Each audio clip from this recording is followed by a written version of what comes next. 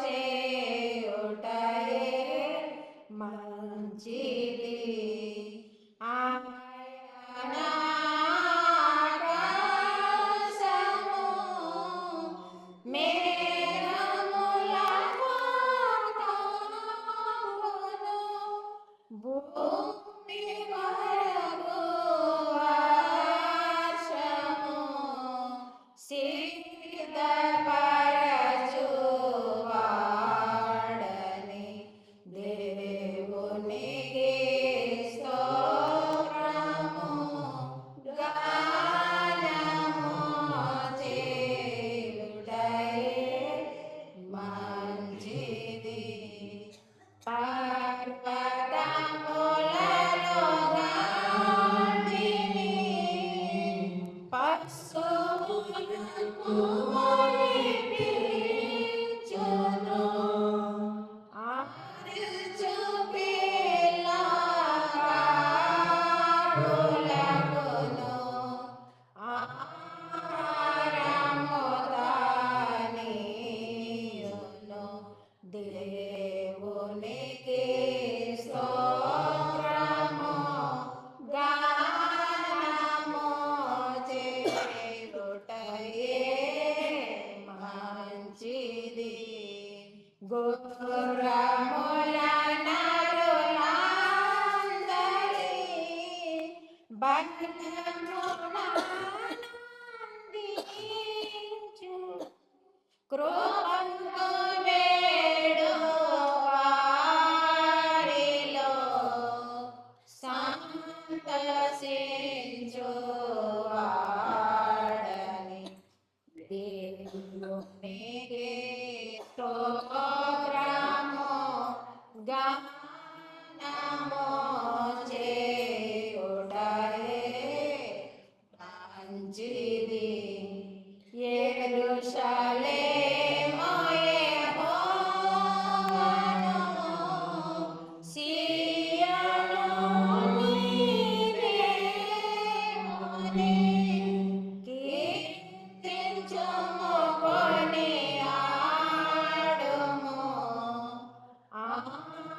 ఆనందించు వాడని దేవునికి స్తోత్రము గానము చేయుటయే మంచిది. మనమందరము స్తుతి గానము చేయుటయే మంచిది. రెండు రోజుల అదే చిన్న కీర్తన పుస్తకం నుంచి 84వ కీర్తన పాడుతున్నామండి. యెహోవా నీ నామము ఎంతో బలమైనది. అదే చిన్న కీర్తన పుస్తకం నుంచి 84వ కీర్తన. యెహోవా నీ నామము ఎంతో బలమైనది, ఎంతో బలమైనది, ఎంతో బలమైనది. యెహోవా నీ నామము మోషే ప్రార్థించగా ఆహారము కురిపించితివి. యెహోవా ప్రార్థించగా సూర్య చంద్రుల నాపితివి.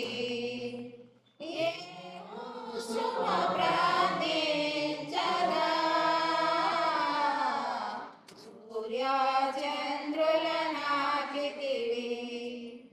యెహోవా నీ నామము నీ ప్రజల పక్షమున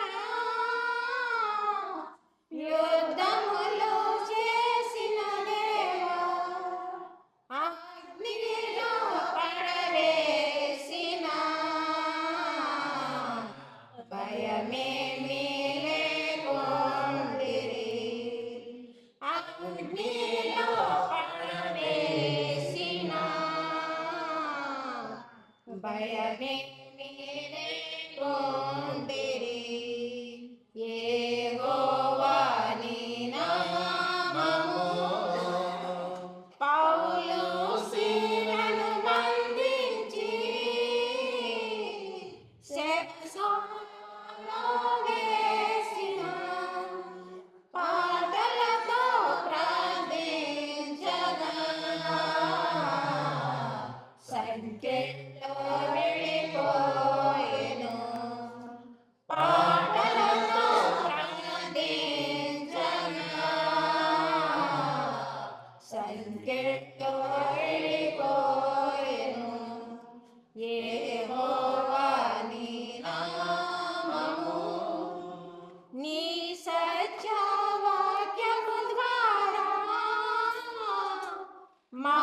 మమ్ములను కనియుంటివి నీ దత్తపుత్రులుగా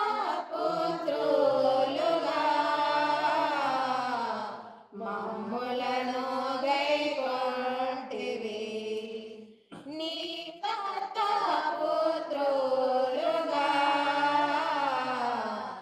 మమ్ములను గైకొంటివి యెహోవా నీ నామము పరలోకపు ఆశీస్సులు మాకు ప్రార్థించే క్రీస్తేసులో పరలోకపు నిరీక్షణ కలిగి పరినిత్తుము నీ మార్గమున పరలోకపు నిరీక్షణ కలిగి పరినిత్తుము నీ మార్గమున యెహోవా నీ నామము ఎంతో బలమైనది ఎంతో బలమైనది ఎంతో బలమైనది. మూడవగా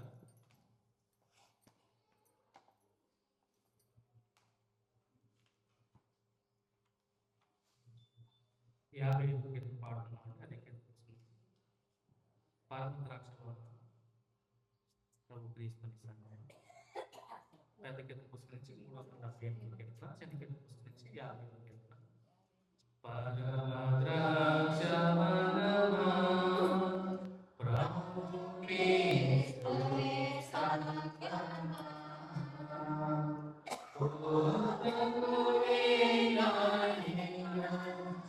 నీతి భయములియగా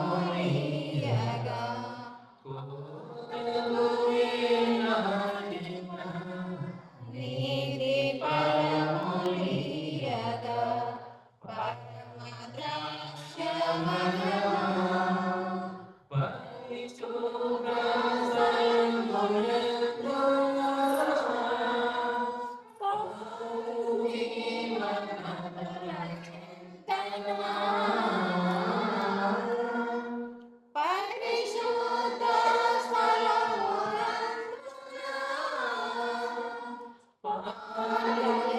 నదుల చింతన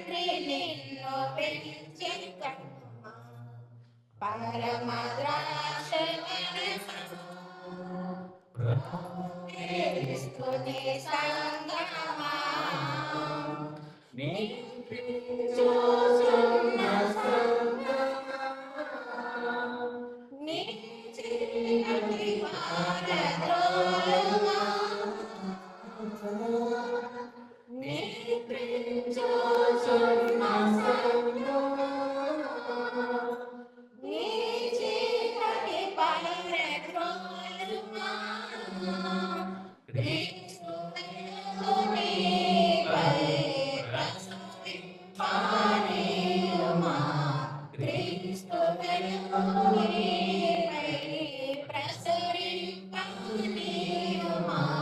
నిత్యం సాధ్యముల వెలుగుతో ఫలములనందియుమా. నిత్యం సాధ్యముల వెలుగుతో ఫలములనందియుమా. పరమ ద్రాక్షవనమా, ప్రభు క్రీస్తుని సంగమా, నివాసము విడచిపెట్టుమా. కృపా సాగరమున చేరుమా. నివాసము విడచిపెట్టుమా. కృపా సాగరమున చేరుమా. విశ్వాస ప్రేమలను కవచముగా ధరించుమా. విశ్వాస ప్రేమలను కవచముగా ధరించుమా. యేసుతో నిరతము జీవించుమా. యేసుతో నిరతము జీవించుమా. పరమ ద్రాక్షవనమా, ప్రభు క్రీస్తుని సంగమా,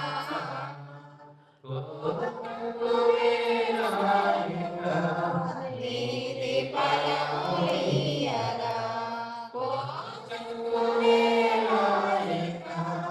నీతి ఫలములియ్యగా. పరమ ద్రాక్షవనమా, ప్రభు క్రీస్తుని సంగమా. చివరగా పెద్ద పెద్ద పుస్తకరించి నీ చేతితో దాన్ని పట్టుకో. 275వ కీర్తన చివరి పాట. నీ చేతితో నన్ను పట్టుకో, నీ రక్తముతో నన్ను కడుగు. శిల్పి చేతిలో చేరను నేను. అనుక్షణము నన్ను చెక్కుము. శిల్పి చేతిలో చేరను నేను. అనుక్షణము నన్ను చెక్కుము. ఘోర పాపిని నేను తండ్రి. పాపములో పడి ఉంటిని. లేవనెత్తుము, శుద్ధి చేయుము. పొందనేమో నీదు ప్రేమను. లేవనెత్తుము, శుద్ధి చేయుము. పొందనేమో నీదు ప్రేమను. నీ చేతితో నన్ను పట్టుకో, నీ ఆజ్ఞతో నన్ను నడుపు. శిల్పి చేతిలో శిలను నేను. అనుక్షణము నన్ను చెక్కుము. అంధకారలోయలోన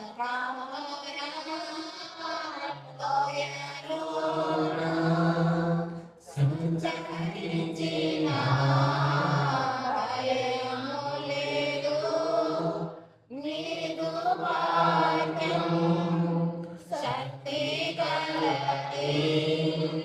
నా ప్రభువుకు నిజ వెలుగు. నీదు వాక్యం శక్తి కలది. నా ప్రభువుకు నిజ వెలుగు.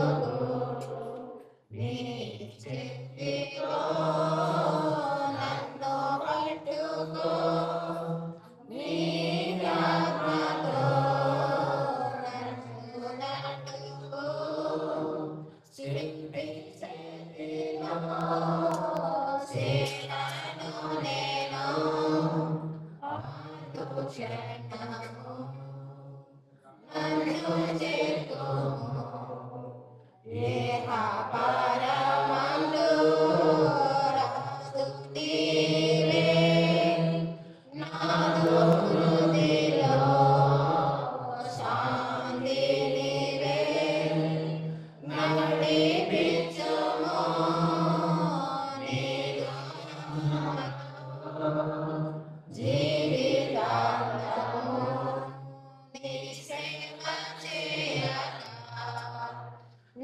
దీవించుము నీదు ఆత్మతో జీవితాంతము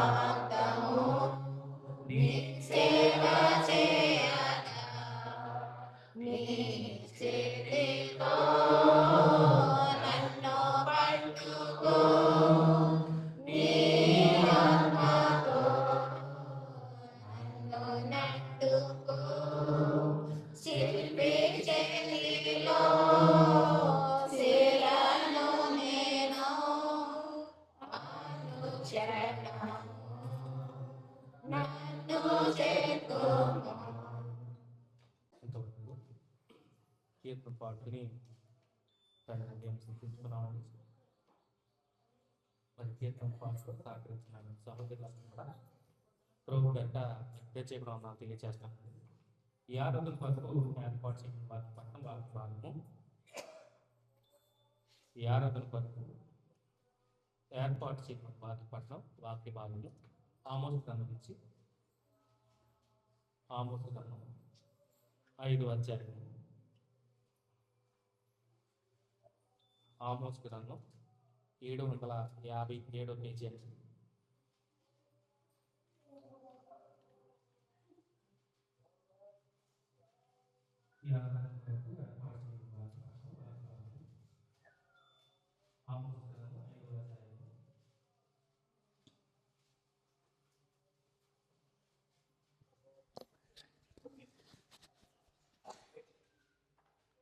ఆమోసు గ్రంథం 5వ అధ్యాయము 757 పేజీ. మరి ఈ లేఖన భాగాన్ని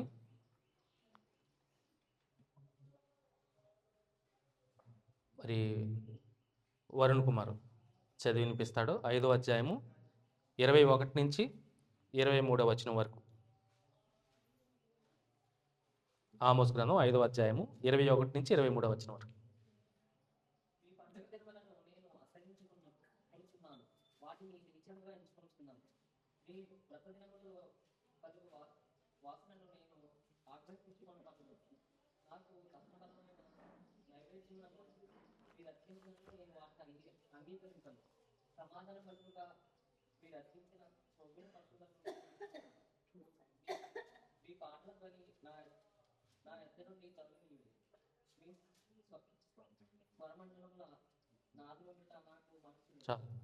లేఖన భాగాన్ని చదివినిపించిన సహోదరుడు వరుణ్ కుమార్కి ప్రభుపేట ప్రత్యేక వందనాలు తెలియజేసుకుంటూ వాక్యాన్ని వివరించుకునే ముందు చిన్న ప్రార్థన చేసుకున్నామండి. పరిశుద్ధుడా పరమ తండ్రి, నీ ఘనమైన శ్రేష్టమైన అతి పరిశుద్ధమైన నామానికి స్తుతులు స్తోత్రాలు చెల్లించుకున్నాం మా ప్రభువా. మరి ఎంతవరకు మరి కీర్తన పాడుకుని మిమ్మల్ని స్తుతించాం మా తండ్రి. మరి వాక్యం ద్వారా మిమ్మల్ని స్తుతించడానికి, కీర్తించడానికి, ఘనపరచడానికి మరి ఇటు లేఖన భాగాన్ని వివరించిన నాకు మీ యొక్క ఆత్మ సహాయాన్ని నడిపింపును అనుగ్రహించి నడిపించమని వినిచిన వారు విని విడిచిపెట్టకుండా శ్రేష్టమైన సంగతులు తండ్రి హృదయంలో భద్రపరుచుకుని ఆత్మీయంగా ఫలించడానికి తండ్రి మరి వాక్యాన్ని పదిలంగా భద్రపరచుకోవడానికి కృప చూపించండి. చేరు వచ్చిన కూడి వచ్చిన ప్రతి ఒక్కరిని జ్ఞాపకం చేసుకోండి మా ప్రభువా. ఇంకా అనేక మంది రావాల్సిన వారు ఉన్నారు. వారందరూ తండ్రి మరి త్వరితగతిన వారి పనులన్నీ ముగించుకుని మీ సన్నిధికి సంతోషంతో చేరడానికి మీరే వారిని ముందు నడిపించమని ఈరోజు తలపెట్టిన ప్రతి కార్యక్రమాన్ని కూడా మీ చేతులకు అప్పగించుకుంటూ తద్వారా సమస్త ఘనత మహిమ ప్రభావ మీరు పొందుకోమని సమస్తాన్ని మీ చేతులకు అప్పగించుకుంటూ ఈ ప్రార్థన పాసం చేర్చుకోండి. యేసుక్రీస్తు ప్రభు కూడా ప్రార్థించి వేడుకుంటున్నాం మా ప్రియ పరలోకపు తండ్రి, ఆమేన్. ముందుగా ఇటు సమయాన్ని నాకు అనుగ్రహించమంటే తండ్రి అయిన దేవునికి కుమారుడైనటువంటి యేసుక్రీస్తు ప్రభు మరి చేరు వచ్చిన కూడి వచ్చిన ప్రతి ఒక్కరు కూడా శుభాభివందనాలు తెలియజేస్తానండి. దేవుని యొక్క మహాకృపను బట్టి దేవాదేవుడు మనల్ని ఎంతగానో ప్రేమించి దీవించి ఆశీర్వదించి ఆయన కృపతోనూ ప్రేమతోనూ మనందరినీ నింపి నడిపిస్తున్న విధానాన్ని బట్టి అలాగే ఈ సంవత్సరం 2025 మరి డిసెంబర్ ఇంకా చివరి దినాల్లో మరి చేర్చిన దేవదేవుని జ్ఞాపకం చేసుకుందాం. ఆయన చేసినటువంటి అనేక ఈ సంవత్సర దినాలు అంటే ఈ ఎండింగ్ చివరి రోజుల్లో ఇంకా 2 వారాల్లో నాకు తెలిసి ఈ సంవత్సరం కంప్లీట్ అవబోతుంది. ఆయన చేసిన మేళ విషయంలోనూ ఆయన చేసినటువంటి కార్యాల విషయంలోను మీ కుటుంబాల్లో జరిగినటువంటి సంఘటనల సందర్భాలను జ్ఞాపకం చేసుకుంటూ మరి త్వరలో మరి నూతన సంవత్సరంలో అడుగుపెట్టిన తరుణంలో దేవదేవుని మనం ఎంతగానో స్తుతించుకోవాలి, కీర్తించుకోవాలి, గణపరుచుకోవాలి, ఆయన మహింపరచాలి ఖచ్చితంగా. రైట్. గడిచిన ప్రభుదినంలో మనం ఈ డిసెంబర్ ఈ క్రిస్మస్ ఈ ఈ క్రిస్మస్ పండగ గురించి మనం అనేక విషయాలు ధ్యానం చేసుకున్నాం. ఈ డిసెంబర్ చివరి వరకు కూడా మనం ఈ యొక్క క్రిస్మస్ని గురించి అనేక విషయాలు తెలుసుకుంటూ, ఎందుకంటే చాలామంది పైనే అందరూ చేసుకుంటున్నారు అని కానీ ఏమి ఆలోచన చేయకుండా మనం ఏం చేస్తున్నామో ఏంటో గ్రహించకుండా దేవుడు ఏం చెప్పాడు, ఆయన ఇలాంటి విషయాల్ని అంగీకరిస్తాడా లేదా ఇష్టపడ్డా అనే విషయాలు మరి పరిశుద్ధ గ్రంథంలో దేవుడు వాక్యం ద్వారా మనతో ఏం మాట్లాడుతున్నాడో, ఆయన ఏం చెప్తున్నాడో, అసలు ఈ పండగ అంటే క్రిస్మస్ పండగ పుట్టుపూర్వత్రాలన్నీ మనం చూసాం గడిచిన ప్రభుదినంలో. అమ్మా, గడిచిన ప్రభుదినంలో మనం ధ్యానం చేసుకున్నాం. ఎవరికైనా జ్ఞాపకం ఉందా?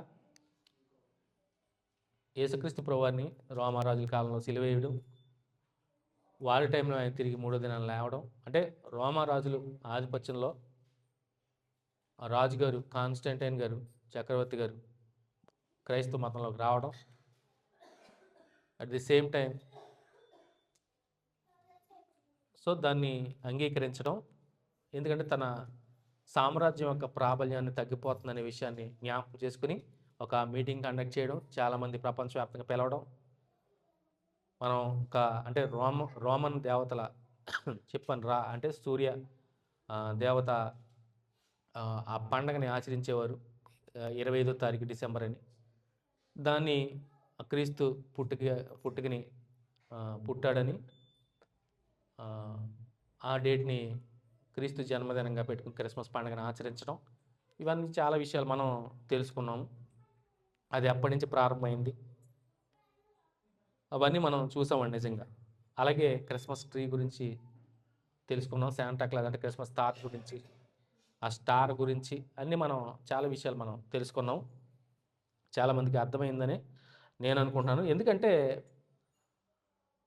ఆయన ఈ లోకానికి ఈ భూమి మీదకి రావాల్సినటువంటి తరుణం ప్రవచనాలన్నీ అంటే ప్రవచనాల ద్వారా ప్రవచించారు. ఏమని ప్రవచించారు? మెస్సియా అంటే క్రీస్తు వస్తాడో, మమ్మల్ని అందరినీ అంటే ఒక రాజుగా తూర్పు దేశ జ్ఞానుల గురించి కూడా నేను చెప్పాను. నేను వారు ఏమనుకున్నారో హేరోదు దగ్గరికి వచ్చి కంటిన్యూ చేద్దాం ఈ రోజు ప్రసంగం.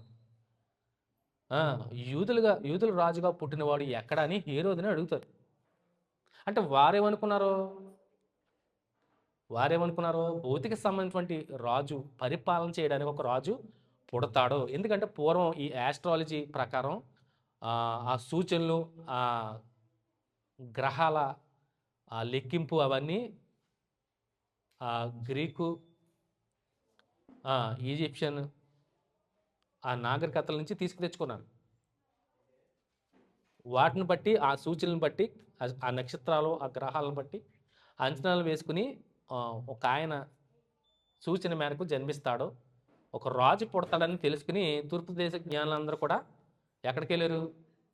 హేరోదు దగ్గరికి వెళ్ళి హేరోదు రాజు గారిని అడుగుతారు. యూదుల రాజుగా పుట్టినవాడు ఎక్కడ పుట్టాడు అని అడుగుతారు. అడగగానే ఆయనలో కలవరం మొదలవుతుంది. అంటే నాకు కాంపిటీషన్గా ఒక రాజు వచ్చాడు, పుట్టాడు, ఆయన్ని ఆదిలోనే అంతమొందిస్తే, తొలగిస్తే, అడ్డు తొలగించుకుంటే నాకు ఏ డోకా లేదనే ఆలోచన చేశాడు. కానీ ఆయన రాజ్యము ఈ లోక సంబంధమైంది కాదు. అవునా? వారు గ్రహించుకోలేకపోయారు. అంటే జ్ఞానులు, శాస్త్రులు వీళ్ళందరూ హేమహేమీలు జ్ఞానులు అని చెప్పుకునే వారందరూ కూడా వారి జ్ఞానం ఏమైంది? చెప్పాలి. వారి జ్ఞానం ఏమైందండి? లోకానుసారంగానే ఉంది. మీరు అదే గుర్తుంచుకోవాలి. అందుకనే అంటాడు, జ్ఞాని ఏమాయను, శాస్త్రి ఏమాయను, ఈ లోక తర్కి ఏమాయను అంటాడు. జ్ఞానం ఏమైంది? ఆ?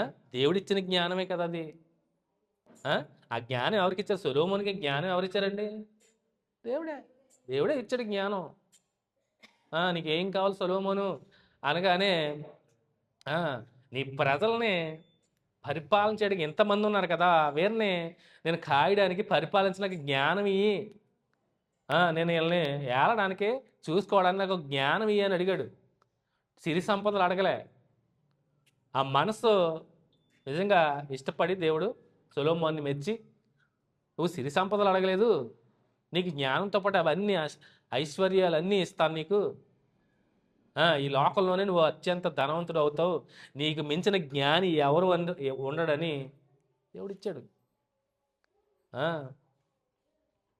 మానవునికి జ్ఞానం ఇచ్చింది ఎవరో? దేవుడే.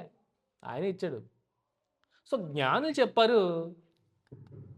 ఆ జ్ఞానులు వారి జ్ఞానాన్ని మించి చెప్పారు. ఓకే, పుడతాడు, ఆ సూచన చెప్పాడు, వెళ్ళారు, పలానా చోట బేత్లెహేంలో జన్మించిపోతున్నాడు. వెంటనే రాజుగారు వెళ్ళి అక్కడ 2 సంవత్సరాల లోపు పైన ఉన్న పిల్లలందరినీ సంహరించడం, వారంతా ఐగుప్తుకి వెళ్తాం.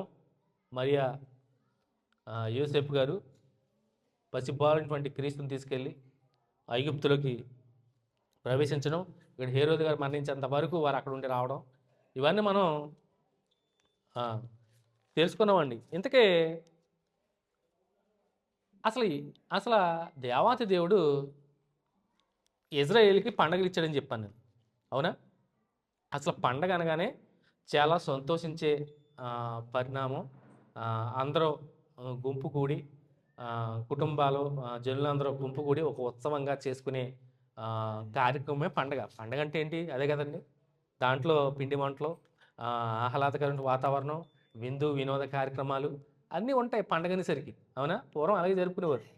సో తండ్రి అయిన దేవుడు కూడా ఇజ్రాయేల్కి పండగ ఇచ్చాడు. ఎన్ని? 7 పండగల్లో మొట్టమొదటి 3 పండుగలు చాలా ప్రాముఖ్యమైనవి. మొట్టమొదటి 3 పండుగలు చాలా ప్రాముఖ్యమైనవి. తెలుసుకోవాలి. పండుగలు 7 పండుగల్లోనూ ప్రాముఖ్యమైనవి. అందులో మొట్టమొదటిదే పస్కాని ఇచ్చాడు. పస్కా పండుగ. అసలు ఎవరికి ఇచ్చాడు పండుగలో? ఎవరికిచ్చాడు? ఇజ్రాయేల్కి ఇచ్చాడు. పండుగలు ఆచరించాలి. సంవత్సరంలో మీరు 3 మార్లు పండగల్ని మీరు ఆచరించాలి. మొట్టమొదటి నెలలో మొట్టమొదటి దినం నుంచి 14 రోజు మీరు పస్కాని ఆచరించాలి. 7 దినములు పొంగన రొట్టెలు మీరు తినాలి, మీరు ఆచరించాలి. ఎందు నిమిత్తము? నిర్గమాణ కాండంలో చెప్తాడు. చూడండి ఒకసారి. నిర్గమాణ కాండంలో ముందుగా పస్కాని మొట్టమొదటి పండగ, ఇజ్రాయేల్కి దేవాదేవుడు ఇచ్చినటువంటి పండగ పస్కా పండగ. చూడండి,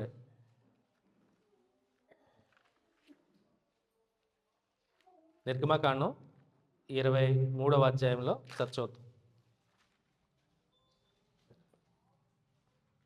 23వ అధ్యాయము 14 వచనం చూడండి. తీసారమ్మందరూ? నిర్గమకాండం 23వ అధ్యాయము 14 వచనం చూడండి. సంవత్సరమునకు 3 మార్లు నాకు పండుగ ఆచరింపవలను, పులియని రొట్టెల పండుగను ఆచరింపవలను. నేను నీకు ఆజ్ఞాపించినట్లు అబీబు నెలలో, అంటే యూదుల నెల మొట్టమొదటి నెల అబీబు నెల. అంటే మనకి జనవరితో ఎక్కువ లేదు, అవునా? మనం జనవరి అనుకుంటాం. ఇంగ్లీష్ నెల అంటే న్యూ ఇయర్ చేసుకునేది. సో వారికి అబీబు నెల అంటే మొట్టమొదటి నెల. నీవు ఐగుప్తులో నుండి బయలుదేరి వచ్చితివి కనుక ఆ నెలలో నియామక కాలమందు 7 దినములు పులియని రొట్టెలను తినవలను. నా సన్నిధిని ఎవడును వట్టి చేతులతో కనపడకూడదు. నీవు పొలములో విత్తిన నీ వ్యవసాయముల తొలి పంట యొక్క కోత పండుగను, పొలములో నుండి నీ వ్యవసాయ ఫలములు నీవు కూర్చుకొని తర్వాత సంవత్సరాంతమందు ఫల సంగ్రహపు పండుగను ఆచరింపవలను. సంవత్సరమునకు 3 మార్లు పురుషులందరూ ప్రభువైన యెహోవా సన్నిధిని కనపడవలను. చూడండి, ఈ పస్కాలోనే చిన్న పండుగలు, అంటే పస్కా మెయిన్, పాస్ ఓవర్ అంటారు. సో ఈ పస్కా అంటే ఈ పస్కా రోజున ఏంటంటే జ్ఞాపకం చేసుకోవాలి. ఈ పస్కాని ఎందుకు మీరు ఆచరించాలి? మీరు ఐగుప్తులో నుండి మిమ్మల్ని విడిపించి మిమ్మల్ని బయటికి రప్పించినందుకు సాదృశ్యం, అంటే గుర్తుగా పండగను ఆచరించమన్నాడు పస్కాని, అవునా? మొట్టమొదటి పండగ అండి ఇది.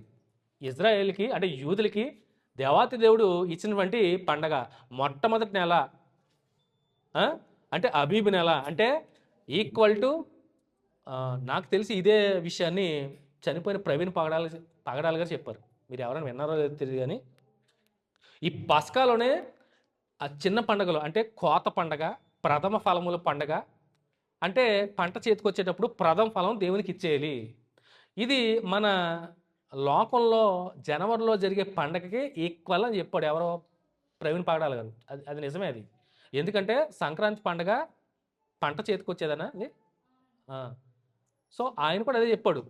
మనం చేస్తాం అది సంక్రాంతి పండగ అది. అంటే ప్రథమ ఫలాల పండుగ అంటే దేవాతి దేవుడు ఆనాటి మొట్టమొదటి పండగ ఇజ్రాయేల్కి ఇచ్చాడు. అది ఆనాటి నుంచి పేర్లు మారుస్తూ కాలాలకు అనుగుణంగా అది అలా వస్తానే ఉందే.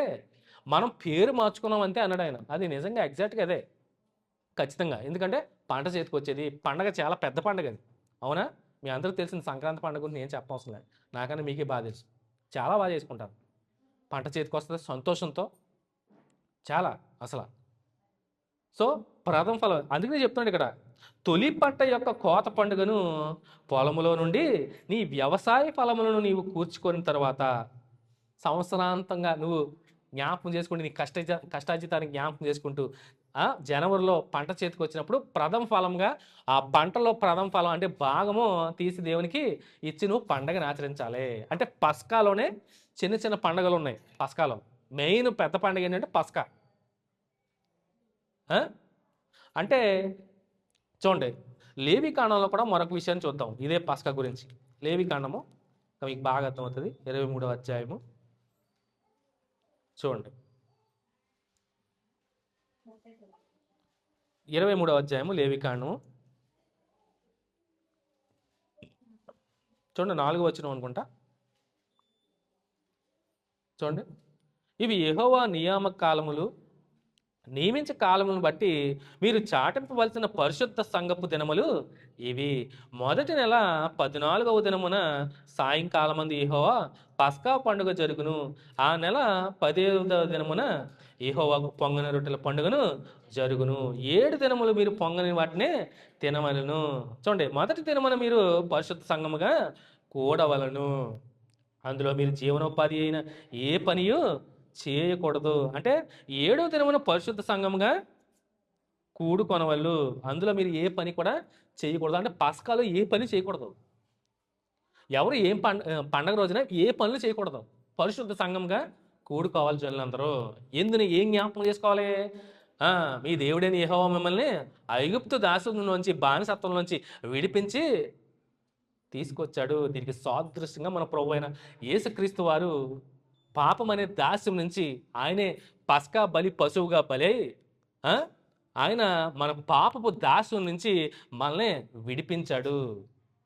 అందుకనే కొరింథీయులకు రాసిన పత్రికలోనే ఇదిగో మన పస్కా. చూడండి, కొరింథీయులకు రాసినటువంటి మొదటి పత్రిక చూడండి, 5వ అధ్యాయము. కొరింథీయులకు రాసిన మొదటి పత్రిక 5వ అధ్యాయము చూడండి.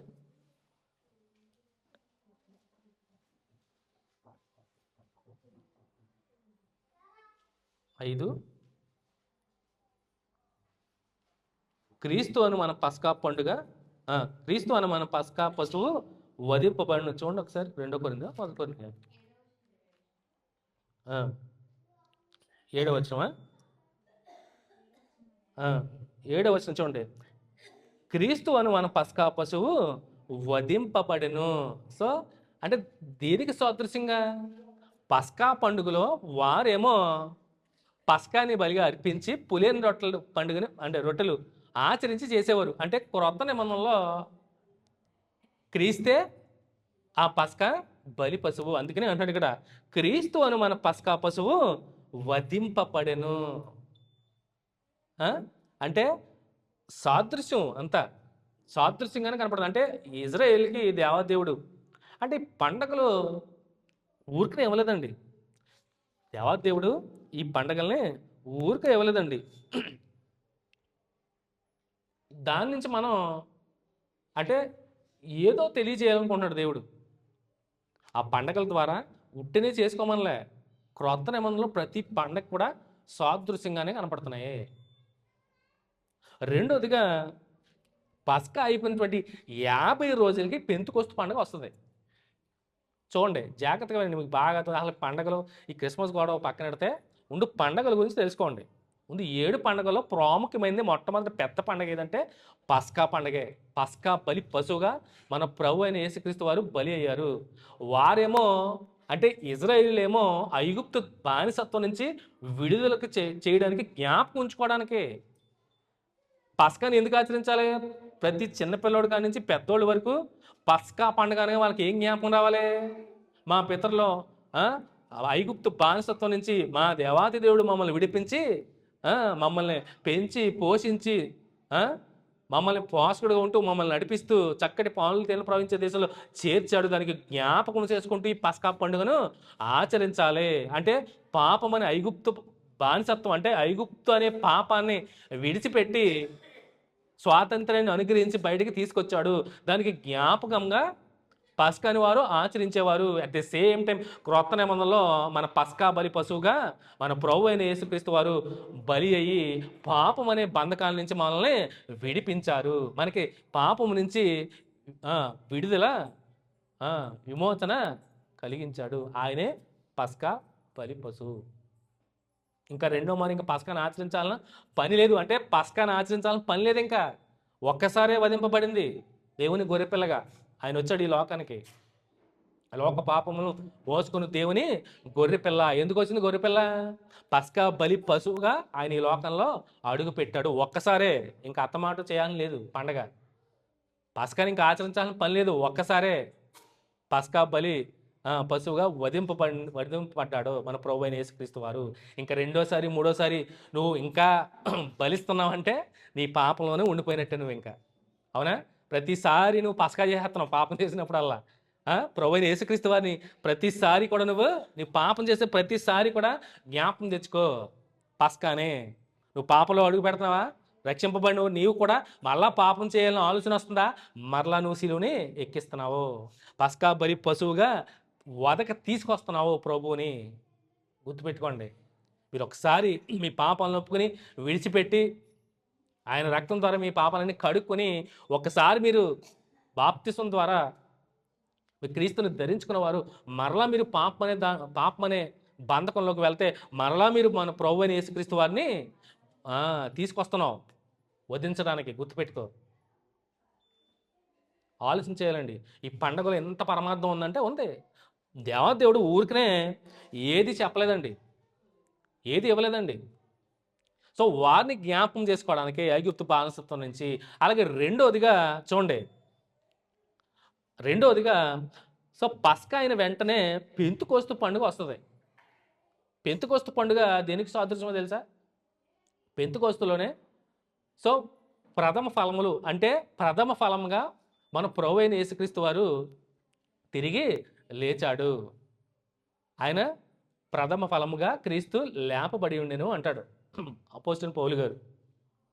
సో 50 రోజులకి ఈ పెంతుకోస్తు దినం పండుగ రోజునే శిష్యులందరూ మేడగదిని కూర్చున్నప్పుడు ఆయన ఆత్మ ఎక్కడికి వచ్చింది? ఆ మేడగదిలోకి వచ్చిందండి.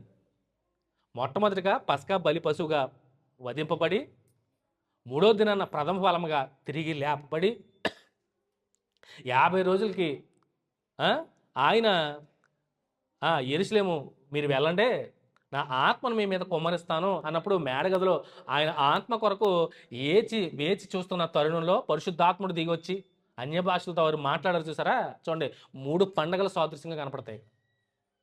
పస్కా, ప్రథమ ఫలం, పెంతుకోస్తు. సో ఈ 3 ఆయన మరణ సమాధి సూచిస్తున్నాయి.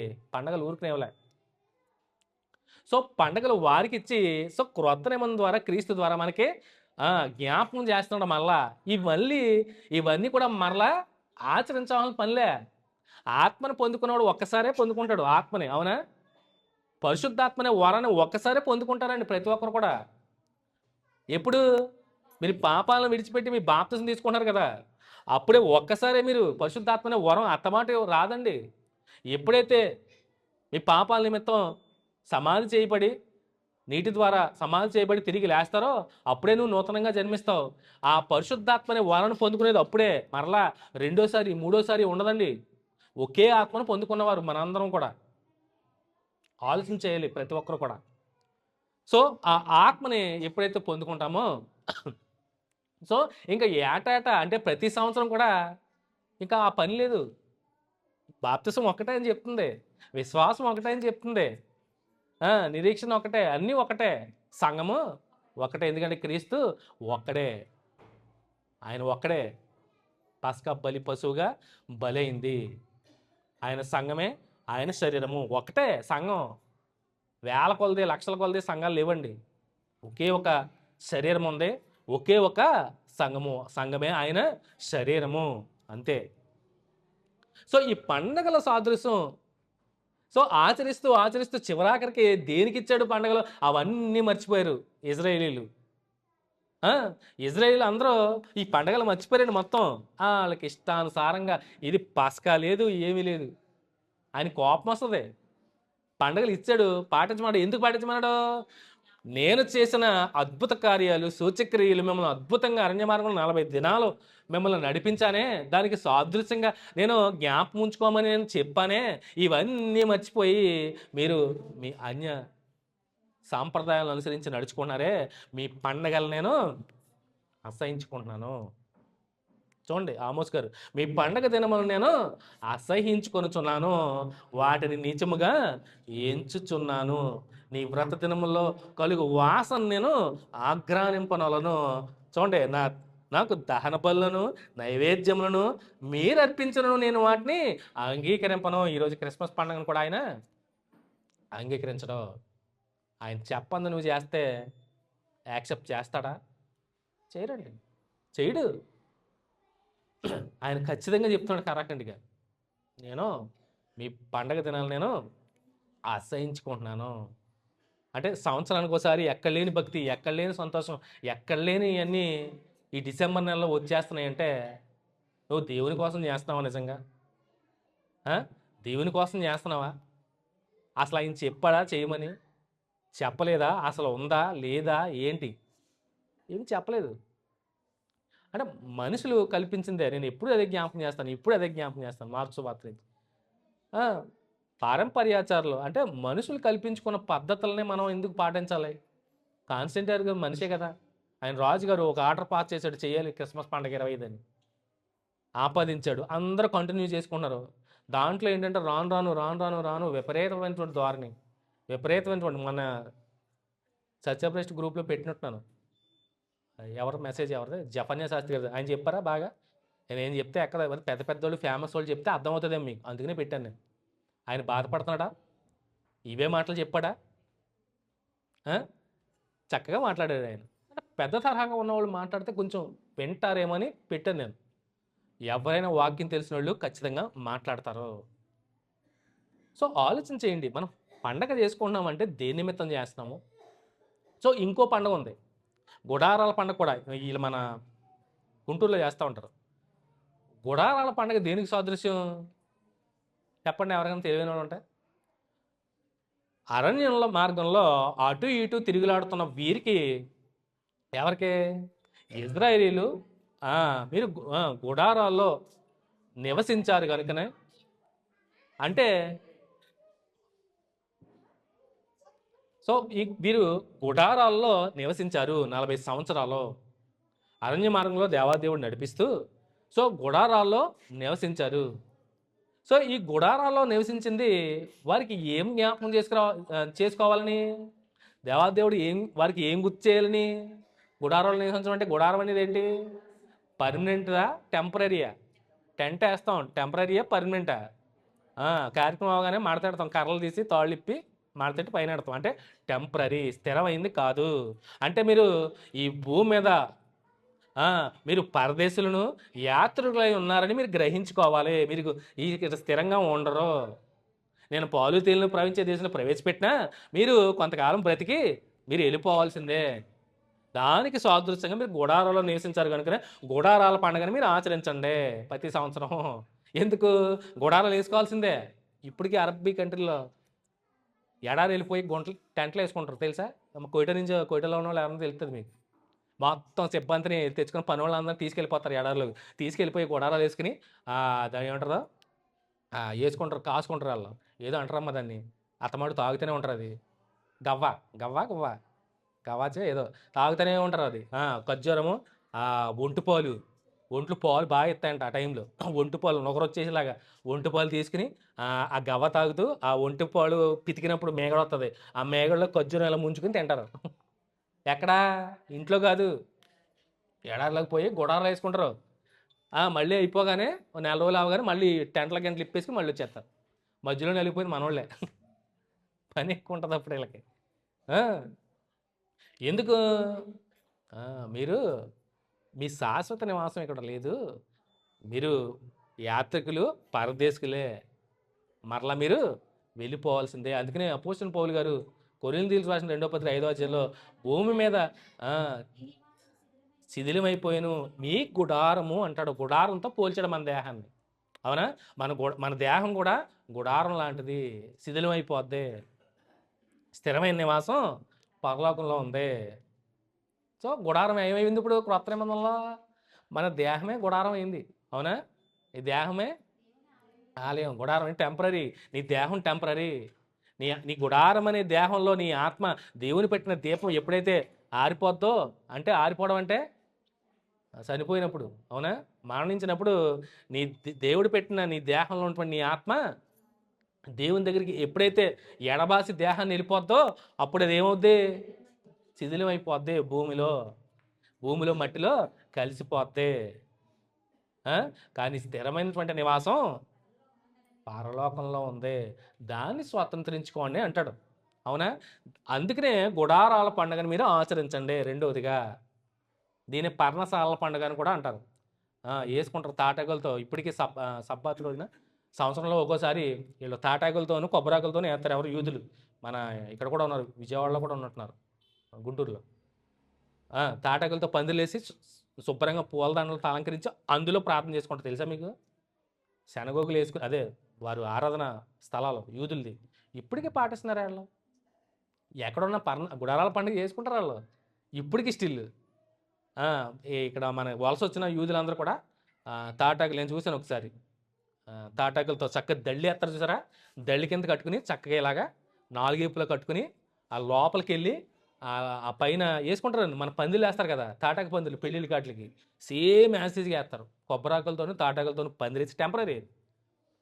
అయిపోగానే అందులో ఇంతకు ఏం చేస్తారు అనుకుంటున్నారు? అందరూ చేరి యెహోవా దేవుని ఆరాధించుకుంటూ అందులోనే భోజనం చేస్తారు. బహుశా 7 రోజులు అనుకుంటా వారు కూడా అందులో ఉండి అప్పుడు అయిపోయాగానే పర్ణశాల పండుగ అయిపోగానే ప్యాకప్ తీసేస్తారు. మళ్ళీ వాళ్ళు ఏం జ్ఞాపకం చేసుకోవాలి అందులో ఉండి? ఇది టెంపరీ, ఇది శాశ్వతమైంది కాదు. మా దేవుడు మా పూర్వీకులు మా పితరులు అరణ్య మార్గంలో అటు ఇటు తిరుగులాడుతున్న టైంలో దేవాదేవుడు మమ్మల్ని గుడారాలలో ఉండమని, ఎందుకంటే అందుకని ప్రత్యక్ష గుడారం కూడా ఇచ్చాడు.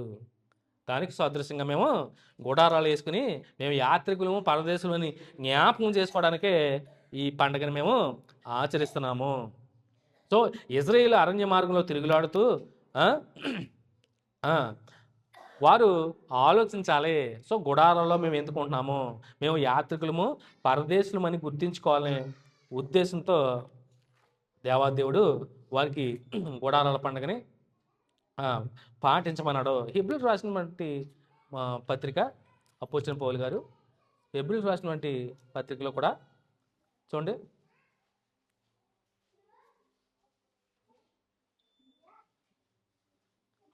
అదే చెప్తున్నాడు. క్రొత్త నిబంధనలో హెబ్రీయులకు రాసిన పత్రికలోనే 11వ అధ్యాయంలో ఈ పర్ణశాలల పండుగల ఉద్దేశం గురించి తెలియజేస్తున్నాడు. 11వ అధ్యాయంలో 13వ వచనంలో చూడండి ఒకసారి. ఈ పర్ణశాల అంటే గుడారాల పండుగ గురించి ఏమని చెప్తున్నాడో, వీరందరూ ఆ వాగ్దానముల ఫలము అనుభవింపకపోయినను దూరము నుండి చూచి వందనము చేసి తాను భూమి మీద పరదేశమును యాత్రికులమై ఉన్నామని ఒప్పుకొని విశ్వాసము గలవారే మృతి నొందిరి. అదే చెప్తున్నాడు. సో ఈ గుడారాల పండగ గురించి, సో దీనికి సాదృశ్యంగానే ఆనాటి తండ్రి దేవుడు పండగని ఆచరించమన్నాడు. అలాగే ఇంకో పండగ ప్రాముఖ్యమైంది. మొత్తం ఇది ఎన్ని పండుగలు ఉన్నాయని చెప్పాను? ఇశ్రాయేలీయులకి దేవాదేవుడు ఇచ్చిన పండుగలు 7 మొత్తం. అందులో మొట్టమొదట పెద్ద పండగ పస్కా అని చెప్పాను. రెండోది పొంగని రొట్టెల పండుగ. మూడోది ప్రథమ ఫలముల పండుగ. నాలుగోది పెంతుకోస్తు పండుగ. ఇది సీవెను అనే యూదుల నెల నుంచి వస్తుందండి. యూదుల నెల అంటే జూన్, మనకి జూన్ నెలతో ఈక్వల్ అనమాట. అలాగే ప్రాయశ్చిత్త దినం పండగ. అలాగే బోర్ల పండగ కూడా ఉంది. బోర్ల పండగ కూడా ఉంది. బోర ఎందుకు ఊదుతారు అప్పుడు? ఎందుకు ఊదేవారు? బోర ఉదగానే ఏమని తెలుసుకోవాలి? కడబోర మోగినప్పుడు మనం ఏం తెలుసుకున్నాం క్రొత్త నిబంధనలో? ఆయన వస్తున్నాడు. సో ప్రతి దానికి కూడా కంపారిజను. బోర్ల పండగ కూడా ఆనాడు ఇజ్రాయేలీలు బోర ఊది పండగ చేసేవారు. ఏం జ్ఞాపకం చేసుకోవాలి? ఓకే, బోర ధ్వని వినగానే మమ్మల్ని దేవుడు జ్ఞాపకం చేసుకుని ఆ బానిస ఐగుప్త సంఖ్యలు తెంచి విడిపించి అరణ్య మార్గంలో 40 సంవత్సరాలు నడిపించి పాలు తేనెలు ప్రవహించే దేశంలో మమ్మల్ని పెట్టి కాచి కాపాడి సంరక్షించిన దానికి బోర్ల పండగ. సో క్రొత్త నిబంధనలు కూడా మన ప్రభువైన అయిన యేసుక్రీస్తు వారు కూడా కడబోర మ్రోగ్గానే ఆయన వస్తున్నాడు అని మనం తెలుసుకోవాలి. సో పర్ణశాల పండుగ, గుడారాల పండుగ అని చెప్పాను నేను. ఇది యాతనిము అంటే సెప్టెంబర్ నెలలో వస్తుంది. పర్ణశాల పండుగ సెప్టెంబర్ నెలలో వస్తుంది మనకి. అక్కడ యాతనిము నెల అంటే యూదుల నెల అది.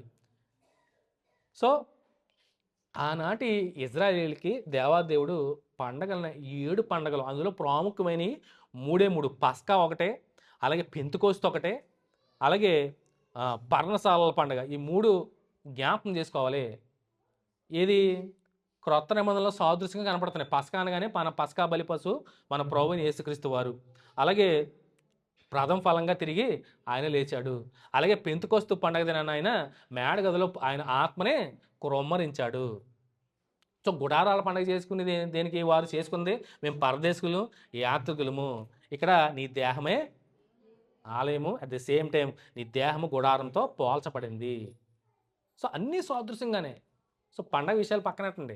సో ఇప్పుడు క్రొత్త నిబంధనలో మాకు కనపడతాయండి పండగలు అంటారేమో. ఎస్, కనపడతాయి.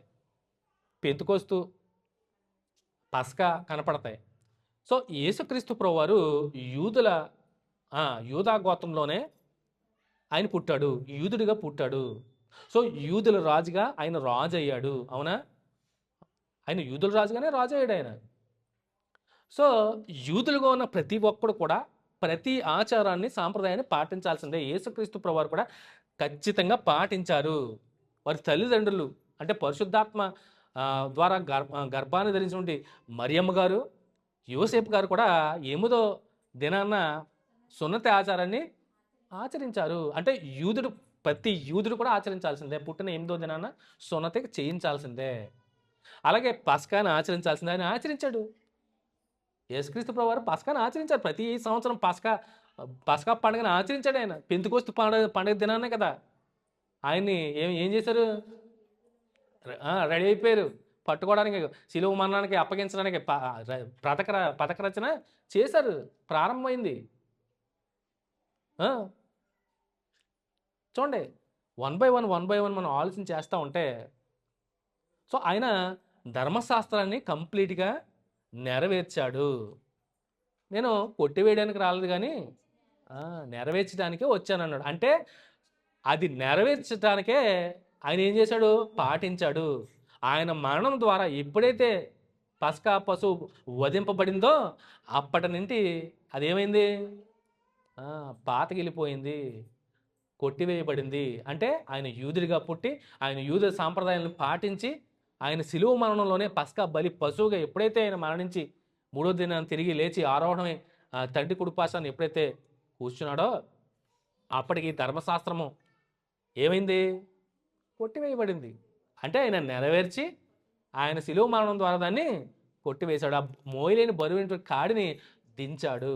ఆయన ఆజ్ఞ అంటే భారమైనటువంటి ఆజ్ఞలన్నింటినీ కూడా ఆ ధర్మశాస్త్రము మోయలేని కాడిగా ఉంది కనుకనే దాన్ని తెంచి మనకి స్వాతంత్రాన్ని అనుగ్రహించాడు, స్వేచ్ఛని ఇచ్చాడు. సో ప్రతి ఒక్కరు కూడా ఆలోచన చేసి మనం పండగలు, అందుకనే చెప్తున్నాడు ఆమోస్ గారు, చూడండి మీరు ఏం చేసినా కానీ నాకు ఇష్టం ఉండదు, అందుకనే మీ పండుగ దినములను నేను అసహించుకొనుచున్నాను, వాటిని నిజముగా ఎంచుచున్నాను. ఇప్పుడు చెప్పండి, మనం చేస్తున్నాం అంటే దానికి ఏముంది అర్థం? అంటే మనం ప్రతి సంవత్సరం జ్ఞాపకం చేసుకుంటున్నాం అంటే ఆయన పుట్టాడు అంటే నేను చెప్పాను గడిచిన ప్రభు దినంలోనే ఆయన ఏం జ్ఞాపకం చేసుకున్నాడు? నేను వచ్చే వరకు నా మరణాన్ని మీరు ప్రచురణ చేయాలి, నా మరణాన్ని ప్రచురణ చేయాలి అంటే మనం ఏం చేస్తున్నాం? పుట్టినరోజుని జ్ఞాపకం చేస్తున్నాం, అవునా? నేను వచ్చేంత వరకు మన బల కార్యక్రమంలో చివరి వచనాలు చదువుకుంటే నేను అదే చదివించినట్టున్నాను, అవునా? ప్రభురాత్రి భోజనాన్ని ఆయన శిష్యులకి చెప్పే టైంలో చివరాఖరి మాటలు ఏం చెప్పాడు? నేను వచ్చే వరకు నా మరణాన్ని మీరు ప్రచురణ చేయాలి, సర్వలోకానికి వెళ్ళి సర్వసృష్టికి సువార్తని ప్రకటించాలి. సువార్తలో ఏముంది? ఆయన మరణ, సమాధి, పునరుత్థానము. మరి జననం చెప్పాలి. సువార్త అంటే ఏంటి? సమాధి, మృతి పొందెను, లేఖనం ప్రకారము సమాధి చేయబడును, లేఖనం ప్రకారము తిరిగి, అది సువార్త అంటే. ఇందులో భర్త ఎక్కడుంది? బర్త్డే ఎక్కడ ఉంది? సువార్తని కంప్లీట్గా మార్చుకున్నారు. అంటే మార్చుకోవడం అంటే ఓకే, పూర్వదినాల్లో ఆనాటి కాన్స్టంటైన్ గారు ఏ ఉద్దేశంతో పెట్టాడో ఏమో తెలియదు, కానీ దాన్ని ఆచరణంగా చేసుకుంటే విపరీతమైన ధోరణులతో విపరీతంగా ఆరాధన ఎక్కడ ఉంటుంది? క్రిస్మస్లో. వాక్యం ఎవరు చెప్తున్నారు? నిన్న కూడా ఎవరో స్టేటస్ ఏదో పెట్టారు, క్రీసంగములంతా క్రిస్మస్ పండుగలు చేయరు కానీ క్రిస్మస్ వాటికి మెసేజ్లు ఎత్తాకి వెళ్ళిపోతారని చెప్తున్నారంట. నిజమే, అది వాస్తవం, చక్కగా పెట్టాడు ఆయన. నిజంగా క్రీసంగములు క్రిస్మస్లు చేయరు కానీ క్రిస్మస్ ప్రసంగాలు చేసేస్తారు, క్రిస్మస్లో పండుగలకి ఎవరైనా పిలిస్తే పాస్టర్ గారు వెళ్ళిపోయి ప్రసంగాలు చేసేస్తారు. వాళ్ళు వాకింగ్ చెప్తే వెళ్తున్నారు కానీ పాలు పంపులు పంచుకుంటున్నారని ఎద్దేవా చేస్తున్నారు, తెలుసండి? నిజమే, ఇది వాస్తవమే. అసలు దేవుడు చెప్పని దానిలో మనం ఎందుకు పాలు పంపులు పంచుకోవడం? సంతోషంతో ఓకే చేస్తున్నాం, లోకరక్షకుడు పుట్టాడు. ఆయన పుట్టడం ఏంటి? ఆయన ఏనాడో జగత్తు పునాది వేయబడక మునిపే ఆయన ఉన్నాడో. ఆయన రావాల్సిన తరుణం వచ్చింది. ఈ లోకంలో మానవుల్ని పాపాలను పరిహరించడానికి, విమోచించడానికి ఆయన శరీరధారిగా రావాల్సిన తరుణంలో ఆయన వచ్చాడు, తల్లి అయినటువంటి మరి గర్భంలో. ఎందుకంటే ఎలా రావాలి? భూమి మీదకి మానవుడు తల్లి గర్భం నుంచే రావాలి. వచ్చాడు మనల్ని విమోచించడానికి, రక్షకుడు వచ్చాడు. అందుకనే ఆయన వచ్చినప్పుడు దోతలు చక్కగా చాటించారు, లోకరక్షకుడు లోకమంతటికి చక్కటి శుభవార్తను మోసుకొచ్చారు. మంచి వార్త అది. కాకపోతే జననదినం కన్నా మరణదినం మేలు అంటున్నాడు. అంటే సో మరణం ద్వారానే, మనం జననం ద్వారా లేదండి.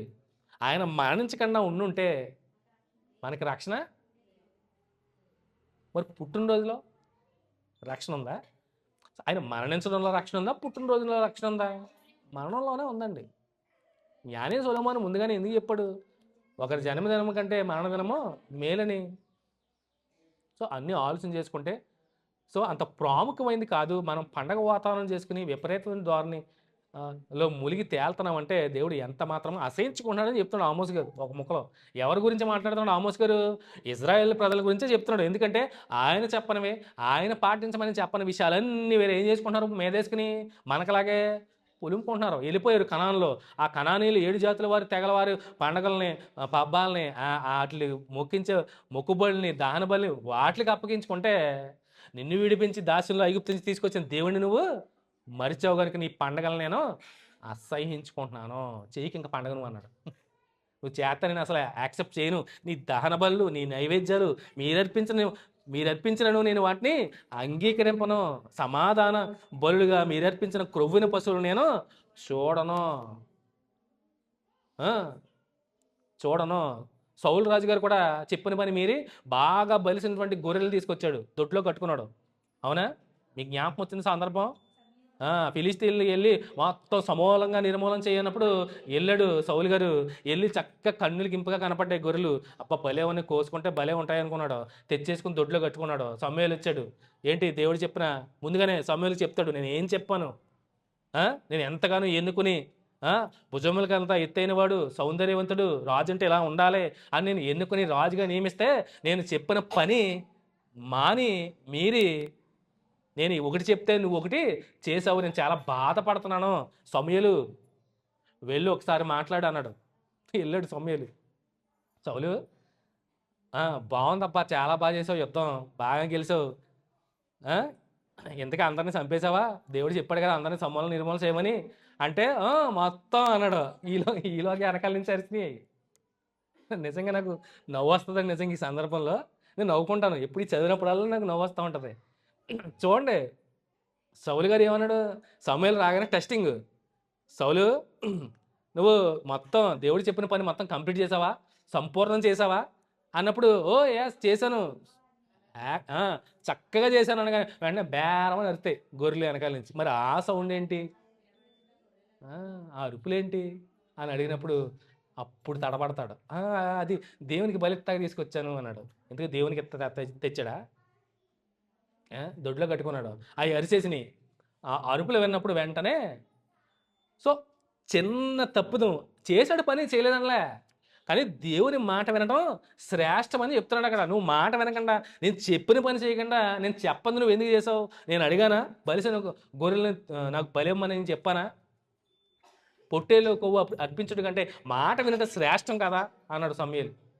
దెబ్బకి నోరు మూయించాడు. నిజంగా మూయించడం కాదండి, ఒక్క తన్ను తన్నాడు సింహాసనం నుంచి.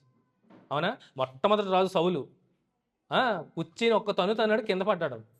సింహాసనాన్ని దావీదు గారికి పోగొట్టుకున్నాడా ఇచ్చిన ఆధిక్యతనే మనం కూడా పోగొట్టుకుంటున్నాము. ఆయన చెప్పని చేసుకుని దేవుడు మనకు అనుగ్రహించే ఆత్మీయ ఆశీర్వాదాలు మనం పొందుకోవడానికే కోల్పోతున్నామండి. నిజంగానే ఈ పండగల పేరు చెప్పుకొని మనం ఉబ్బి తబ్బిబ్బై అటు తిరిగి ఇటు తిరిగి అక్కడికి వెళ్ళి ఇక్కడికి వెళ్ళి కూర్చొని అలాంటి విషయాల్లో పాలు పంపులు పంచుకోవడం కూడా దేవునికి ఇష్టం ఉండదండి. దేవునికి నచ్చని పనిలో పాలు పంపులు పంచుకోవడం కూడా నచ్చదు దేవునికి. ఆలోచన చేయాలి. చెప్పిన మాట వినటమే శ్రేష్టము. చెప్పాడు, నేను వచ్చేంత వరకు నా మరణాన్ని మీరు ప్రకటించండి. అది ప్రకటించడం మానేసి నువ్వు పుట్టినరోజు చేస్తాను 10 సంవత్సరం అంటే, పోనీ చేసావు చేస్తే పోనీ ఎలా ఉంది, పోనీ సవ్యంగా ఉందా? క్రిస్మస్ పండుగ అంటే ఎలా ఉంటుంది? స్టేజ్ల మీద డ్యాన్సులు, ఏళ్ళలో గోళ్ళలో విపరీతం. అందుకనే ఇంగ్లాండ్ దేశం 1804 ఎప్పుడు చెప్పాను కానీ పోయిన ప్రభుత్వంలో చెప్పాను, 1804 ఎప్పుడు బ్యాన్ చేశారు మొత్తం క్రిస్మస్. ఎందుకు?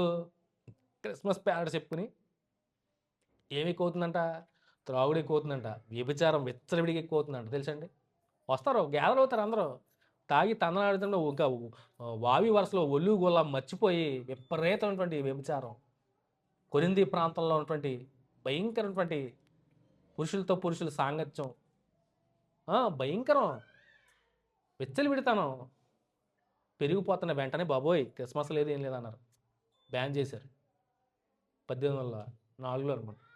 సో చూడండి, చరిత్ర చెప్తుంది, సజీవ సాక్ష్యాలుగా పుస్తకాల్లో ఉన్నాయి. నేను కూడా చూడండి, మీరు ఏదో అనుకున్నారు, మా నాన్నగారి పుస్తకం ఇది చూడండి ఎంతలా ఉంది, కాపరి దుడ్డుగారు అండి. చాలా వాల్యుబుల్ బుక్ ఇది. నాకు మా నాన్నగారు వెళ్తా విడిచిపెట్టిన పుస్తకాలు లక్షలు ఉన్నాయి పుస్తకాలు ఈ షెడ్లో. సో ఇది ఆషామాష వ్యవహారం కాదండి. గ్రంథాన్ని పక్కన పెట్టుకుని ఇలాంటి కాపరు నడిపించే పుస్తకం ఇది, కాపరి దుడ్డుగారు అని. ఇది తెలిస్తే మీకు తెలుస్తుంది. ఇందులో చిన్న చిన్న అక్షరాలతో చాలా సమాచారం ఉంది ఇందులో.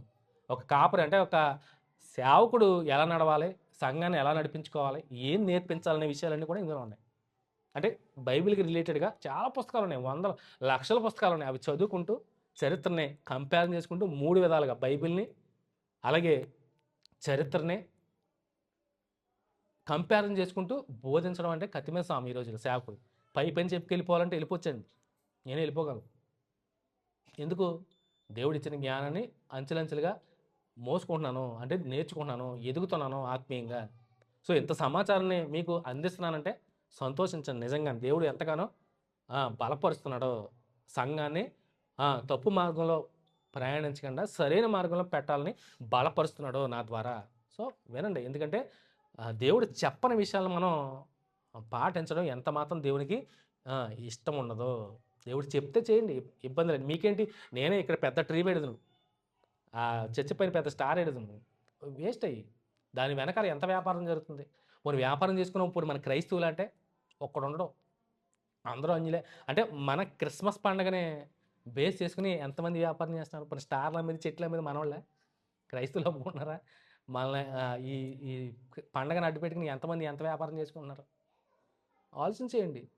ఈవెన్ క్రిస్మస్ టోపీలు కూడా లేవంట స్టాకు. టోపీలు డ్రెస్సులు మాట దేవుడు, టోపీ పెట్టుకుంటారు ఇలా వంగి ఏలాడుతుంది కదా క్రిస్మస్ టోపీలు, అవి లేవంట స్టాకు. శాంటా క్లాస్ టోపీలు లేవంటారు, ఎర్ర టోపీలు స్టాక్ అయిపోయిందా, నో స్టాక్. ఎందుకు?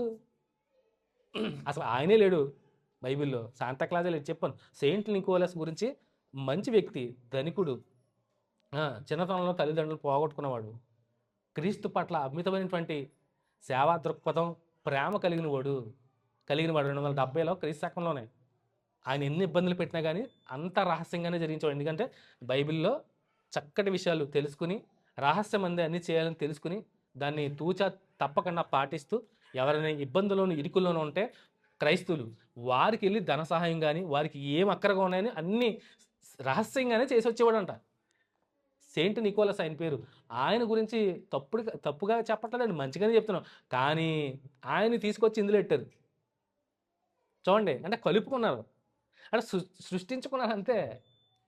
సో దేవుడు ఏంటంటే, అంటే సాతానుగాడు దేవుని పిల్లల మీద ఆధిపత్యం చెలాయిస్తున్నాడు. మరలా చెప్తున్నాను, సాతానుగాడు దేవుని పిల్లల మీద ఆధిపత్యం, అంటే పై చేయి సాధించడానికే విశ్వాసులందరినీ విశ్వాస భ్రష్టులు చేయడానికి ఇలాంటి వాటిని తీసుకొస్తున్నాడు, సంఘంలోకి చొరపెడుతున్నాడు, అన్ని చొప్పిస్తున్నాడు. శాంతా క్లాసు, స్టార్లు, ట్రీలు, ఈ క్యారల్స్, కొవ్వొత్తులు, వెలిగింపులు, ఈ క్యాండిల్ సర్వీసు, ఇవన్నీ ఏంటి అసలు నిజంగా. వారు కూడా చేసేవారు, ఇజ్రాయేల్ కూడా. ఈ 7 పండుగల్లో కూడా ఒక పండగలో ప్రాయశ్చిత్త దినం అనుకుంటా, నేను ఈ బుక్లో చూసాను. చిత్త దినంలోనే దీపాలు వెలిగించేవారంట. అది నేటి దీపావళికి సాదృశ్యంగా దీపాలు పెడతారు వాళ్ళు, దానికి సాదృశ్యంగానే రిలేటెడ్గానే ఉంది. ఈ పుస్తకంలో కూడా అదే మ్యాటర్ రాశాడు. ఇజ్రాయేల్ కూడా ప్రాయశ్చిత్త దినంలోనే దీపాలు వెలిగించేవారు, కొవ్వొత్తులు, క్యాండిల్. మన ఇప్పుడు కొవ్వొత్తులు ఉన్నాయి, ఆ రోజులు నూనె వేసి దీపాలు వెలిగించేవారు. ఒక రోజంతా వారి గృహాల్లో దీపాలు వెలిగించేవారంట, ఆరకుండా చూసుకోవాలంట ఆ దీపాన్ని. ఎందుకంటే దేవుడైన యెహోవా మిమ్మల్ని చీకట్లో మగ్గిపోయి మిమ్మల్ని బయటికి తీసుకొచ్చి పాలు తేనెలు ప్రవహించే దేశంలో మీకు తీసుకొచ్చి మీకు వెలుగునిచ్చాడు అని దానికి సాదృశ్యంగా దీపాలు వెలిగించాలి. దాన్ని ఈరోజు మనోళ్ళు పండగ చేస్తున్నారు, దీపావళి పండుగ. సో ప్రతి దానికి ఉందండి, ప్రతి దానికి కంపారిజన్ ఉంది. సో ఎక్కడి నుంచో రాలేదని పుట్టుకురాలే, అన్నీ ఇదే మూలం, గ్రంథమే మూలం, అన్నీ ప్రతిదీ కూడా దీంట్లోంచి వచ్చినాయే. మనకు వింతగా కనబడతాయి, మనం దృష్టి పెట్టి మనసు పెట్టి పరిశీలన చేసి ఇలాంటి కాపరి దుడ్డుకర పుస్తకాలు కానీ ఇంకా చాలా ఉన్నాయి, అనేక రకమైన పుస్తకాలు దగ్గరేసి చదువుకుంటే, రెఫరెన్స్లు చదువుకుంటే మీకు అర్థమవుతాయి. ఇలా బైబిల్ చదివి వెళ్ళిపోతే మనకు అర్థం అవ్వండి. ఇలాంటి పుస్తకాలు కూడా రిలేటెడ్ బైబిల్కి అనుసంధానంగా ఉంటాయి పుస్తకాలు. బైబిల్ నిఘంటువులు ఇవన్నీ చదువుకుంటే అర్థమవుతాయి బాగా. At the same time reference చూసుకుంటే మనకి కరెక్ట్గా మ్యాచ్ అవుతాయి. సో పండగల గురించి దేవాదేవుడు ఇజ్రాయేలుకి పండగలు ఇచ్చి వాటిని ఖచ్చితంగా పాటించమన్నాడు. ఎప్పుడు సక్రమంగా పాటించమన్నాడు అంటే, వీళ్ళు పండగ చేయడమే కాదు, మొత్తం మర్చిపోయారు అన్నీ. అంటే జ్ఞాపకం చేసుకోవడం మర్చిపోయాడు. అంటే ఇప్పుడు పస్కా రోజున పస్కా ఆచరించలేదు 40 సంవత్సరాల్లో, మర్చిపోయారు కొన్నిసార్లు. దేవుడు కోపం వచ్చింది. పర్ణశాలల పండుగ రోజు గుడారాల పండుగ రోజు గుడారాలు వేసుకోలేదు. ఎందుకంటే బాగానే ఉన్నాం కదా, బాగానే ఉన్నాం, వాటిలో పని లేదు కదా అనుకున్నారు. కానీ దేవుడు చెప్పాడు, చెప్పింది చేయకపోతే ఆజ్ఞ అతిక్రమమే పాపము. ఇక్కడ చెప్పాడా దీని గురించి అందుకనే ప్రవక్త ఆమోసు ద్వారా చెప్తున్నాను, మీ పండగ దినాలు నేను అసహించుకుంటున్నాను. ఖచ్చితంగా అదే చెప్తున్నాను. చూడండి, మీ పాటల ధ్వని నా యొద్ద నుండి తొలగనీయుడి, మీ స్వరమండలమును నాదమును వినుటకు నాకు మనస్సు లేదు. ఆర్కెస్ట్రాలు ఎటు, సంగీతం ఎటు, పాటలు క్రిస్మస్లో ఏమి విన్నంట ఆయన. అవునా, కచేరీలు, ప్రోగ్రాంలు, సింగర్లు తీసుకొచ్చి మంచి సంఘ క్వాయర్తో చక్కటి గీతాలు ఆలపించాలంటే నువ్వు ఆయన చెప్పిన మాట అనకుండా నువ్వు ఎంత పాడినా నేను నీ పాటలు విన్నా అంటున్నాడు ఆయన. ఏం చెప్తారు చెప్పండి, ఇప్పుడు ఏం చెప్తారు? ఆయన ఏం విన్నా అంటున్నాడు. ఇదే ఆమోస్ గ్రంథంలోనే 8వ అధ్యాయంలో మనకు మాటని జ్ఞాపకం చేసుకుని ముగించుకుందాం. 8వ అధ్యాయము చూడండి 10వ వచనంలో కూడా ఏమంటున్నాడు? ఆ, మీ పండుగ దినములను దుఃఖ దినములుగాను మీ పాటలను ప్రలాపములుగాను మార్చుదును. అందరినీ మొల మీద గోనె పట్టు కట్టుకొని కొట్టుకొని చేయుదును. అందరి తలలు బోడి చేసేదను. ఒకనికి కలుగు ఏకపుత్ర శోకము వంటి ప్రలాపము నేను పుట్టింతును. దాని అంచె దినము ఘోరమైన శ్రమ దినముగా ఉండును. చూడండి, రాబోవు దినమందు దేశములో నేను క్షామము పుట్టించును. అంటే కరువు, రాబో దినాల్లో నేను కరువు పుట్టిస్తాను. ఇలాంటి పనులు చేసుకుని మన దేశం మీద అదే ప్రపంచవ్యాప్తంగా మనం కూడా కరువు కాటకాలు, ఈ భయంకరమైనటువంటి తెగుళ్ళు ఆల్రెడీ ఒకసారి వచ్చింది, కోవిడ్. అవునా, ఆడిపోయాం. సో ఇలాంటివి చేస్తూ ఉంటే ఆయన ఉగ్రత ఆలస్యమైనా కానీ వస్తుంది ఖచ్చితంగా. సో ఖచ్చితంగా ఇలాంటివి వస్తూ ఉంటాయి. ముందుగా ఆయన మాట వినడం శ్రేష్టమని మనం జ్ఞాపకం చేసుకోవాలి. అందుకనే పాపులు ఒక చోట గుంపు కూడే ఆ సందర్భాన్ని నేను ఓర్చజాలను అంటాడు. యెషయా గ్రంథం 1వ అధ్యాయంలోనే చక్కటి మాట ఉంటుంది, చూద్దాం. అది కూడా చదువుకుని ముగించుకుందాం. పాపులు గుంపు కూడే ఉత్సవాలను నేను సహించను. యెషయా గ్రంథం ప్రవక్త అయినటువంటి యెషయా గారు మాట్లాడుతున్నారు. 1వ అధ్యాయంలోనే ఒక మాటను జ్ఞాపకం చేస్తాను, చూడండి. యెషయా గ్రంథం 1వ అధ్యాయము 13 నుంచి చదువుకుంటే, మీ నైవేద్యము వ్యర్థము, అది నాకు అసహ్యము పుట్టించుచు దుర్పార్పణము దాన్ని వినక దానికను తేకుడి. అమావాస్యయు విశ్రాంతి దినముల సమాజ కూట ప్రకటనలు జరుగుతున్నవి. పాపులు గుంపు కూడిన ఉత్సవ సమాజమును నేనేర్చజాలను. ఏమంటాడండి? పాపుల గుంపు కూడి ఉత్సవ సమాజము నేను ఓర్చజాలను. మీ అమావాస్య ఉత్సవముల నియామక కాలములను నాకు హేయములు, అవి నాకు బాధాకరములు. వాటిని సహింపలేక విసికి ఉన్నాను. మీరు మీ చేతులు చాపునప్పుడు మిమ్మల్ని చూడక నా కన్నులు కప్పుకొందును. మీరు బహుగా ప్రార్థన చేసినను నేను విన్నాను. చూడండి, పండగలో మీరు ఎంత ప్రార్థన చేసినా ఎన్న అంటాడు ఆయన. ఇప్పుడు క్రిస్మస్ ప్రోగ్రాం పెట్టుకుని ప్రార్థన చేసినా అది దేవునికి మహిమకరంగా జరిగితే ఓకే. మహిమకరంగా జరగకుండా ఎంతసేపు ఆటలో పాటలో డ్యాన్స్లో అల్లరితో కూడిన ఆటపాటలతో ఆ ఆరాధన అంతా గాడి తెప్పేస్తే ఆ టైంలో ప్రార్థన చేస్తే ఆ ప్రార్థన విన్నంటున్నాడు. అసలు అదే లేదు, అసలు దాని ప్రస్తావన లేనప్పుడు చేస్తున్నప్పుడు ఇంకేమంటాడు? దేవునికి మెచ్చే ఆరాధన చేయాలి కానీ, అంగీకారంగా ఉండే ఆరాధన చేయాలి కానీ, ఆయన చెప్పని ఆరాధనలో కలుపుకొని మనం చేస్తే అది దేవునికి మహిమకరంగా ఎంత మాత్రము ఉండదో. ఖచ్చితంగా చేసుకున్నారు క్రిస్మస్లో, ఒక సంతోషం. కాకపోతే దేవుడు చెప్పాడా చెప్పలేదా? ఆమోస్ గారి ద్వారా అదే విషయాన్ని సూటిగా చెప్తున్నాడు. మీ పండగ దినాలు నేను అసహించుకుంటున్నాడు. ఆయన అసహించుకునే పండగలు నువ్వు చేస్తావా? ఆయన వద్దన్నా చెప్పొద్దన్నా చేయొద్దన్న పండగల్ని మనం చేసుకుంటే దేవునికి అవమానకరం కానీ మహిమకరము ఎంత మాత్రము కాదు. ఒకవేళ పండగ ఏది చేసుకున్నారా, కొన్ని సంతోషంగా చేసుకున్నారా, దేవునికి మహిమకరంగా అసలు వద్దేనే అన్నాడు. ఇంకా నువ్వు మహిమకరంగా చేసేదే ఉంటుంది. కొన్ని చేస్తున్నావు, కొన్ని సవ్యంగాను సక్రమంగాను చేస్తున్నావు అంటే అది లేదే. దేవుని వాక్యానికి ప్రాధాన్యత తగ్గిస్తున్నావు.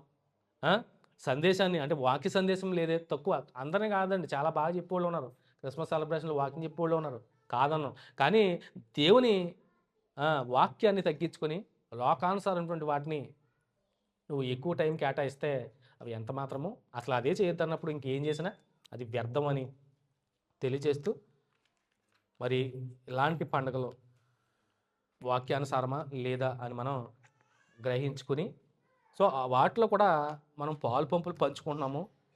ఆ పాలు పంపులు పంచుకున్న టైంలో కూడా దేవుడు మనల్ని చూస్తున్నాడు.